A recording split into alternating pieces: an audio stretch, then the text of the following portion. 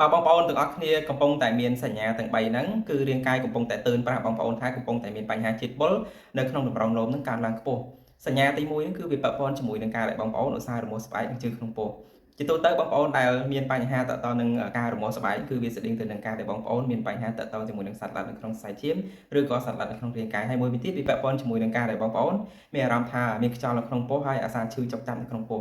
សញ្ញាទី2គឺវាពាក់ព័ន្ធជាមួយនឹងការដែលបាត់ជើងរបស់បងប្អូនសង្កេតឃើញមានពពុះច្រើននោមញឹកហើយមានអារម្មណ៍ថាក្លិនឆ្អេះខ្លាំងហើយទឹកនោមបងប្អូននឹងល្អខ្លាំងបងប្អូនសង្កេតឃើញពេលដែលបងប្អូននោមមកពពុះហើយមិនងាយបែកហ្នឹងគឺជាសញ្ញាមួយដែលរាប់បញ្ចូលថាតម្រងនោមបងប្អូនកំពុងតែមានបញ្ហាជាតិពុលខ្ពស់បងប្អូនជាទូទៅកម្លាំងទឹកនោមរបស់មនុស្សយើងតែកាលណាយើងមានកម្លាំងខ្លាំងក៏វាមានពពុះច្រើនប៉ុន្តែបងប្អូនត្រូវកត់សម្គាល់ឃើញថា